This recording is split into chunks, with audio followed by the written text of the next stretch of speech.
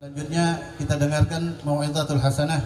Yang pertama dari guru kita Al-Habib Umar ibn Al-Habib Muhammad At-Tayyib, fa'alaihi falyatafaddal. Allahumma salli ala Muhammad.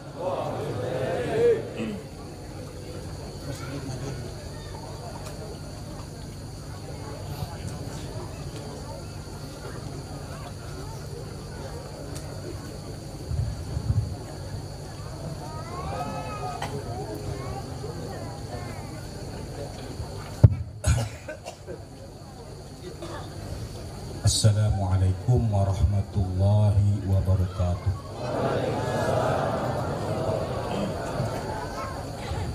Alhamdulillahilladzi hadana lihada wa ma kunna linahtadiya la an hadana Allah.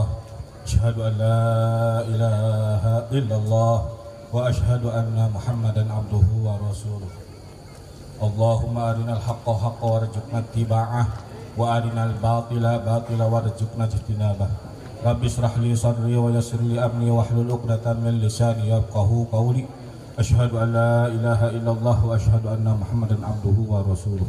Allahumma salli ala sayyidina Muhammadin al-Fatih lima ughliqa wal khatimi lima sabaqa nasiril haqqi bil haqqi wal hadi ila siratikal mustaqim wa ala alihi haqqa qadrihi wa miqdarihi al-'azim.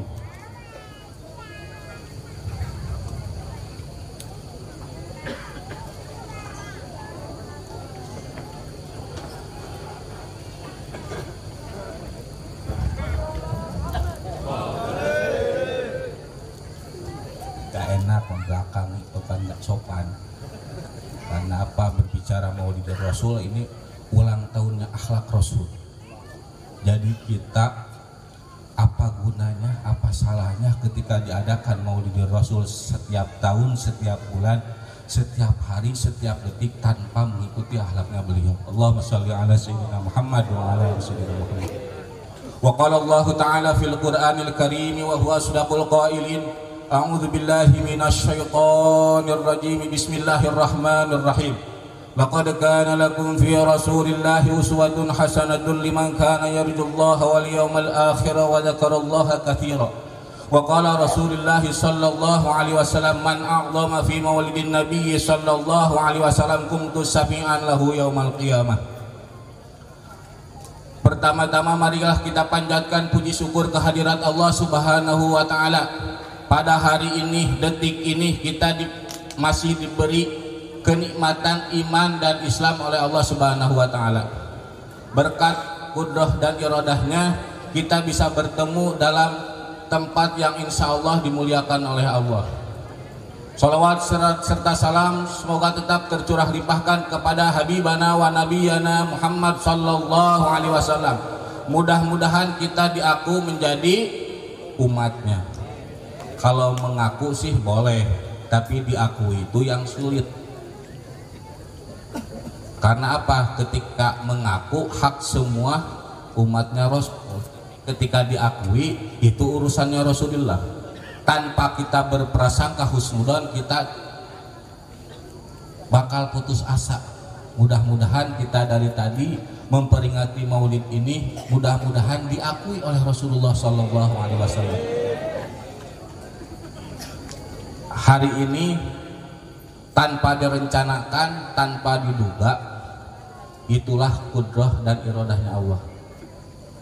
Guru kita Syekh Soleh Basalama, beliau telah datang, telah hadir ke Bogor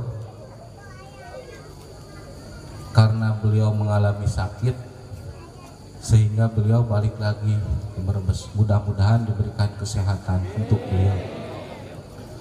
Yang saya hormati guru saya Al-Habib Salim bin Ahmad Al-Haddad, mudah-mudahan beliau dipanjangkan umurnya, disehatkan jasmani badan rohaninya, mudah-mudahan beliau selalu istiqomah membimbing kita. Tanpa ada bimbingan beliau kita tidak akan mencapai tujuan kita. Karena apa? Waqala Imam Athaillah man arafa nafsahu faqad arafa rabbahu. Kalau tidak ada yang menuntun, kita tidak akan mengenal Allah. Mudah-mudahan kita selalu senantiasa mendapatkan berkah dari beliau.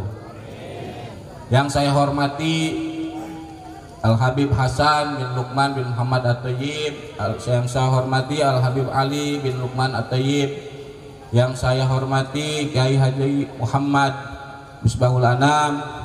Mudah-mudahan beliau regenerasi muda untuk mensiarkan agama Allah, mudah-mudahan diberikan kesehatan oleh Allah Subhanahu wa taala. Hari ini kita memperingati Maulidur Rasulullah Sallallahu Alaihi Wasallam. Yang pertama, yang kedua, hallnya Al Habib Abuya Habib Ja'far bin Ali Baharun. Beliau yakin pada hari ini, pada detik ini beliau hadir.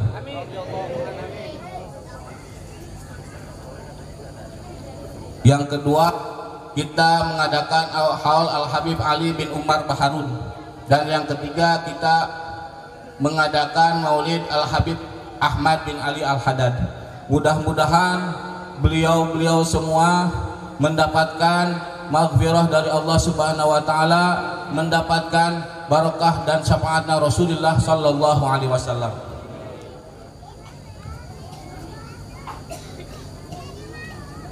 Yang pertama yang akan saya sampaikan, mudah-mudahan berkah, khususnya bagi yang menyampaikan, umumnya bagi yang mendengarkan.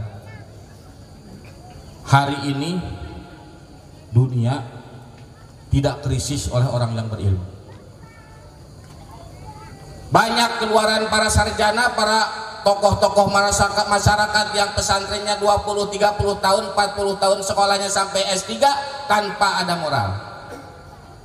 Ketika imam yang 4, Imam Syafi'i, Maliki, Hanafi, Hambali itu sepakat masalah ilmu, tidak sepakat masalah ilmu tapi sepakat masalah akhlak. Ketika imam mujtahid yang 4 itu ikhtilaf berbeda-beda menjadikan rahmat, tapi ikhtilaf umat-umat yang mengikuti beliau adalah madorot kebanyakan. Mudah-mudahan kita mendapatkan, menghadirkan Maulidur Rasul ini, mendapatkan akhlak-akhlaknya Rasulullah. Apa yang diingat ketika Maulidur Rasul? Akhlak Rasulullah Sallallahu Alaihi Wasallam. Seperti apa beliau? Beliau tidak dibesarkan oleh umatnya. Beliau menjadi pemimpin tidak dibesarkan oleh rakyatnya. Beliau menjadi dai tidak dibesarkan oleh mustaminya, tapi dia dibesarkan oleh Allah Subhanahu wa taala. Ketika seorang presiden, Rasulullah seorang khalifah. Seorang presiden, Rasulullah seorang pedagang. Malahanan umur 9 tahun Rasulullah udah menjalin hubungan ekonomi luar negeri. Rasulullah ahli dalam siasah dusturiyah, politik dalam negeri. Tanpa beliau mensiasati, mempelajari ilmu tata negara, beliau tidak akan sukses menjadi khalifah Rasulullah Sallallahu Alaihi Wasallam. Yang kedua, Rasulullah itu seorang pedagang yang jujur. Makanya bagi kita tidak ada alasan ketika misalnya Bib, kita ini kan manusia biasa, kita ini kan pemimpin, Rasulullah pemimpin. Bib, kita kan punya istri, punya anak, Rasulullah punya istri, punya anak. Apa yang selalu disulitkan oleh kita? Disitulah ada kata uswatun hasanah, suri tauladan yang baik. Syariat, Islam menimbulkan syariat, al-iman menimbulkan tauhid, ihsan menimbulkan akhlak. Yang ihsan udah pasti mempelajari Islam dan iman, ketika yang Islam, yang iman belum tentu mempelajari ihsan. Yang paling sulit kan kita ketika nggak mau dicubit, berarti kita nggak nyubit ke orang. Kalau kita dihargai orang, berarti orang bakal menghargai kita. Yang paling sulit ketika orang mengejek kita, kita menghargai beliau. Itulah akhlak Rasulullah Sallallahu Alaihi Wasallam. Sulit hadir. Kadang-kadang orang selalu pengen dihargai, tapi nggak mau menghargai orang. Kadang-kadang orang selalu pengen disegani, tapi nggak mau menyegani orang. Itulah kejadian hari ini. Karena akhlak tanpa dibentuk oleh amal ibadah, gerak jalan, tempat di jalan, nggak meningkat. Sedangkan akhlak yang utama adalah akhlak yang apa-apa yang dicontohkan oleh baginda Rasulullah SAW. Nggak sedikit para alim ulama, para ustadz, para kiai, para habaib berselisih pendapat, tapi sebagian dari rahmat kita jangan ikut-ikutan.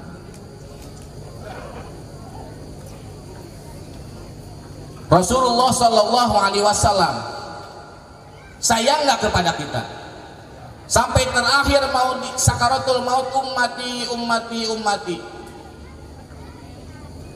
Tapi yang jadi pertanyaan, udah sejauh mana kita sebagai umat Rasul mengagungkan kelahiran sekaligus mengagungkan kewafatan beliau.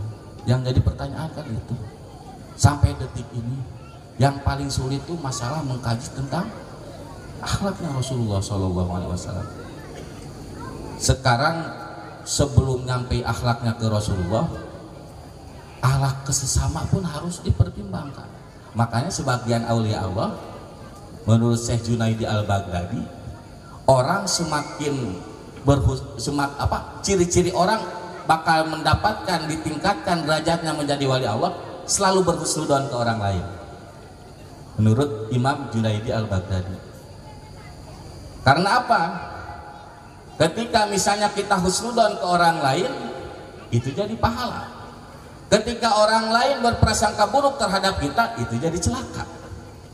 Makanya jangan terlalu repot memikirkan orang lain kepada kita. Yang penting kita baik terhadap orang lain. Mudah-mudahan kita selalu terjalin ukhuwah Islamiyah. Jangan cari perbedaan, cari persamaan. Repot hadirin hadirat ketika mencari perbedaan, yang adalah perpecahan. Sedangkan menurut Allah Subhanahu wa taala, bismillahirrahmanirrahim, wa'tasimu bihablillahi jami'an wa la tafarraqu. Ukhuwah Islam. Jangan sampai Islam itu dihancurkan oleh Islam itu sendiri. Jangan sampai umat Rasulullah Shallallahu Alaihi Wasallam dipecah belah. Sekarang kan yang provokasikan banyak, yang hasutkan banyak kepada kita. Ngapain ngadain maulid Rasulullah Shallallahu Alaihi Wasallam? Itu bagi mereka yang tidak punya akal. Siapa orang yang tidak mengadakan maulid Rasul itu harus diperiksa akal. Menurut persepsi saya, semua itu mengadakan maulid, cuma salah menyebutkan redaksi nama acara. Maulid itu apa sih? Tidak ada hukum buat maulid. Makanya ketika ada yang nanya, Habib ahli bid'ah ya mudah-mudahan ente masuk surga yang paling duluan. Anak nggak pernah adain maulid. Yang suka anak adain adalah bercerita tentang kehidupan dan akhlak-akhlaknya Rasulullah. Padahal kan itu juga. Bib, tahlil enggak? Anak nggak pernah tahlil. Anak suka zikir berjamaah. Karena mereka itu nggak ngerti ilmu bilagahnya. Jadi selalu disesatkan. Coba manfaatnya apa? Nggak ada manfaatnya. Sering kan sekarang di channel YouTube, di apa, selalu menyalahkan orang. Apa manfaatnya? Mendingan dipakai membaca sholawat. Kata Rasulullah Shallallahu Alaihi Wasallam, ketika misalnya Rasul diutus ke muka bumi ini untuk menyempurnakan akhlak, perjalanan yang dilakukan oleh Rasulullah itu tidak mudah. Rasulullah Shallallahu Alaihi Wasallam tidurnya seperti apa? Makanya kita kalau banyak muhasabah diri, banyak introspeksi diri, pantas nggak pantas ya jadi umat Rasul. Alhamdulillah kita pakai karpet hari ini. Rasulullah di pelepah korma. Semua dosa dari jikalau Rasulullah Shallallahu Alaihi Wasallam melakukan dosa dari sekarang pertengahan sampai udah dijamin makfirahnya oleh Allah. Apalagi kita.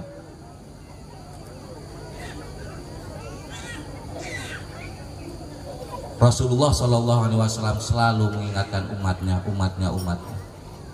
Malahan dari antara para Rasul Shallallahu Alaihi Wasallam, dari mulai Nabi Adam sampai Nabi Muhammad, yang pertama masuk surga itu adalah umatnya Rasulullah Shallallahu Alaihi Wasallam.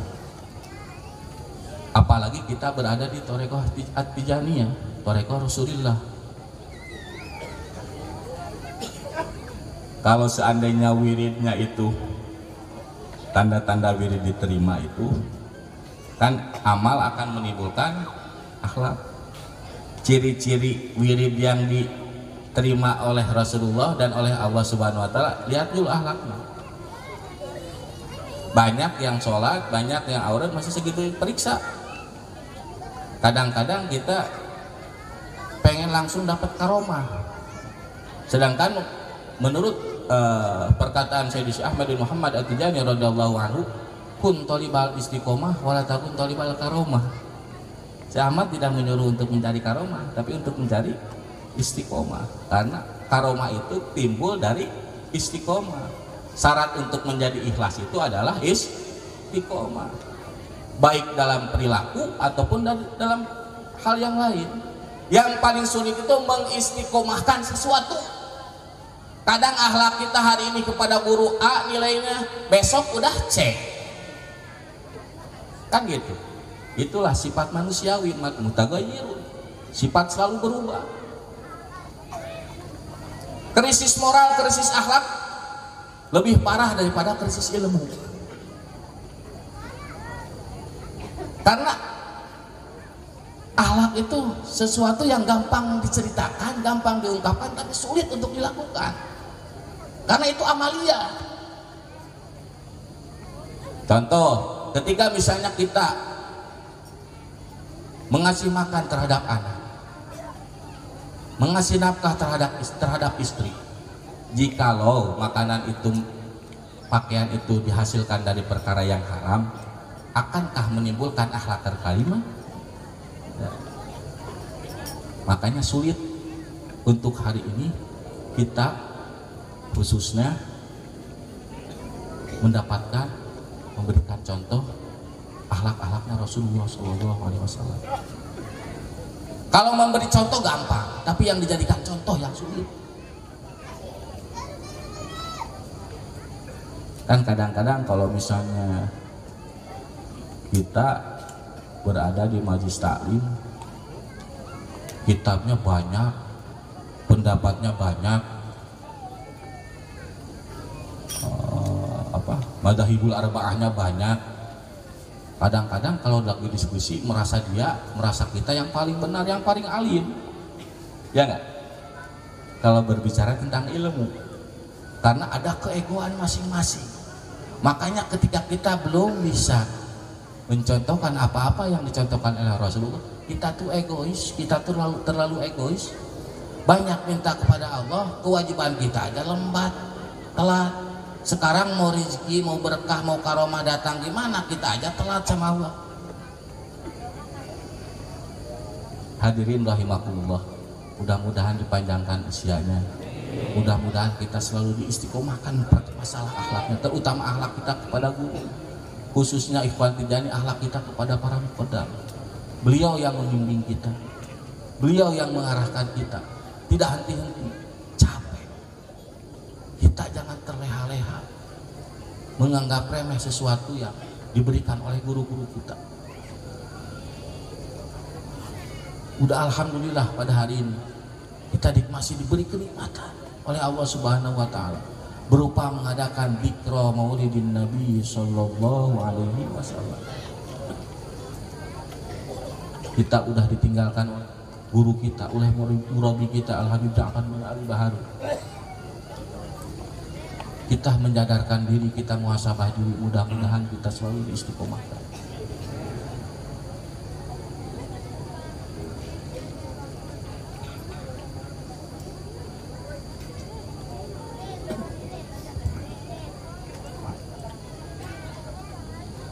Takbir.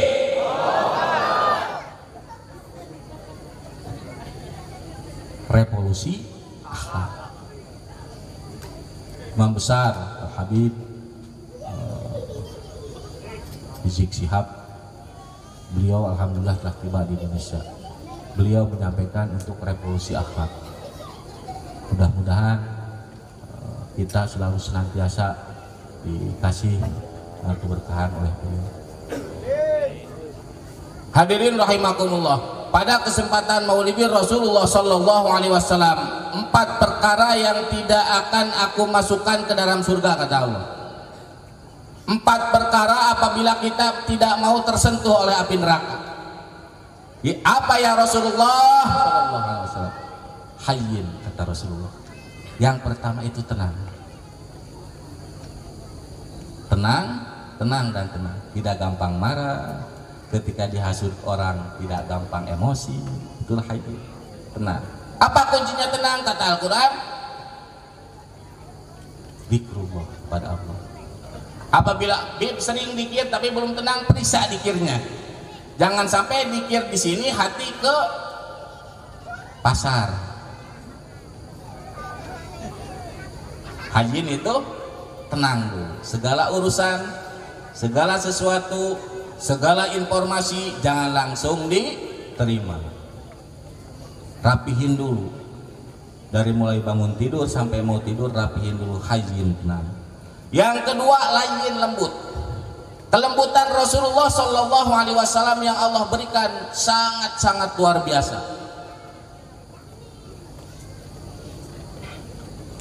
Selalu ramah tamah terhadap keluarga, selalu ramah tamah terhadap tetangganya, selalu ramah tamah terhadap para sahabat. Mudah-mudahan kita dikasih kelembutan oleh Rasulullah Shallallahu Alaihi Wasallam. Jangan gampang marah itu capek, hadirin, capek. Suudon, berprasangka buruk terhadap orang lain itu capek. Mendingan kita mikirin omongan orang itu capek.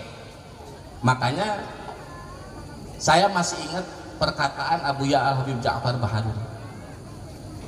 Kalau hidup itu masih capek, tandanya hidup itu belum ikhlas.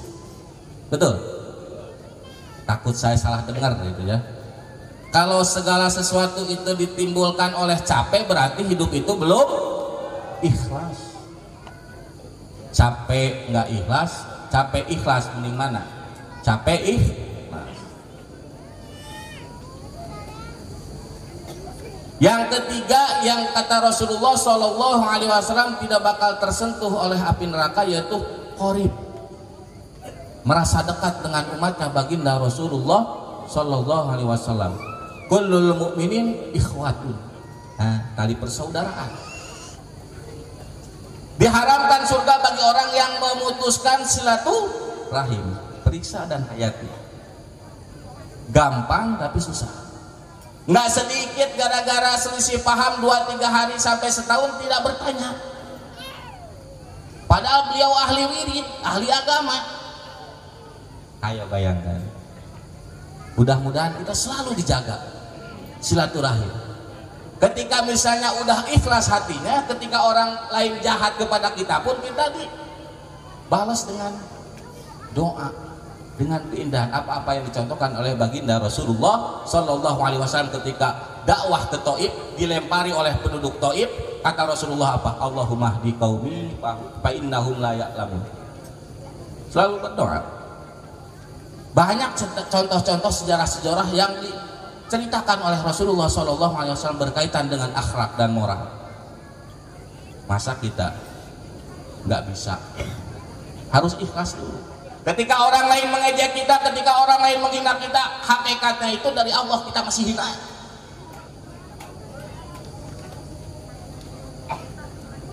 Kadang-kadang dihina sedikit, direndahin sedikit itu marah. Itu belum nyampe ilmu hakikatnya. Makanya ilmu syariat, toreko hakikat ma'rifat. Kalau orang kita kan nih, kalau misalnya ikhwan mudah-mudahan diterima dan dia diakui oleh Syekh Ahmad bin Muhammad At-Tijani. Kita kan baru ngaku, betul? Baru ngaku, diakui ataupun tidak itu haknya Syekh Ahmad Tijani. Yakin diakui? Kalau bukan husnudon kita nggak mungkin diakui. Tapi kita berhusnudon kepada Syekh Ahmad Tijani, kita husnudon kepada Rasulullah untuk diakui jadi umatnya Rasulullah, kita berhusnudon kepada Allah Subhanahu Wa Taala untuk dijadikan hambanya.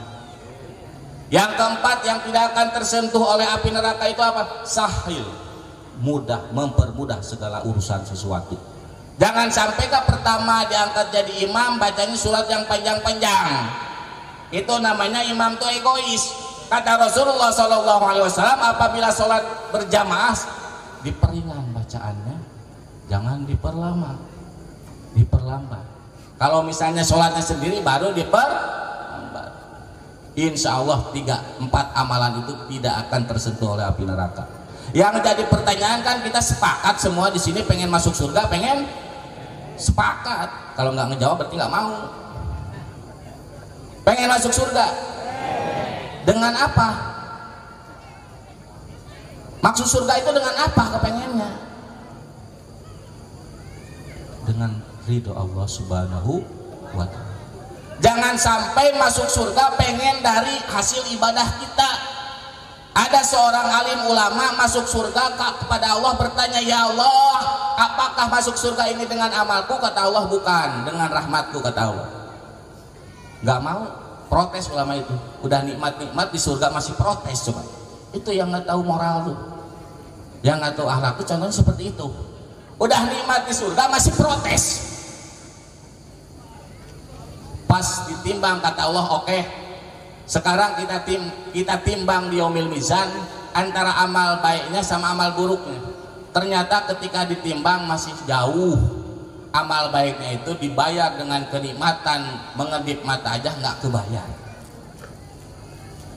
Malu ketika kita misalnya pengen masuk surga dengan hasil ibadah kita. Ibadah kita seberapa jauh sih? Seberapa lama sih? Seberapa khusyuk sih? Seberapa ikhlas sih amal kita? Kalau kita bukan berhusnudzon kepada Allah Subhanahu wa ta'ala dan tidak selalu mengharapkan syafaatnya Rasulullah Shallallahu Alaihi Wasallam. Apa yang kita banggakan? Apa yang kita sombongkan? Kalau bukan muhasabah diri buat diri kita. Mudah-mudahan kita mendapatkan berkah dari guru-guru kita. Kita menjaga ukhuwah Islamiyah, kita menjaga akhlak-akhlak Rasulullah Shallallahu Alaihi Wasallam dan selalu dilaksanakan dalam kehidupan sehari-hari. Karena kayak seperti tadi, gampang diucapkan, sulit dilakukan. Mudah-mudahan kita dipermudah oleh Allah Subhanahu wa ta'ala untuk mengikuti apa-apa yang dicontohkan oleh Rasulullah. Baik di lingkungan keluarga, lingkungan masyarakat ataupun lingkungan-lingkungan yang misalnya sifatnya adalah kebaikan.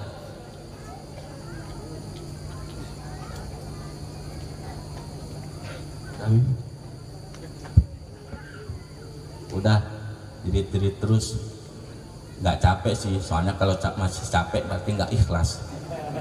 Betul. Simpulkan, kita selalu ikhlas, kita menjaga ukhuwah Islamiyah, kita jangan capek berpecah belah. Isu-isu yang ada di luar selalu memprovokasi kita. Mudah-mudahan kita datang ke majelis ini bisa berubah, apa yang tadinya tidak berubah bisa berubah. Jangan hanya mengadakan upacara memperingati lahirannya Rasul aja. Setelah pulang dari sini ada yang harus dirubah. Ketika orang mengkritisi kita, alhamdulillah.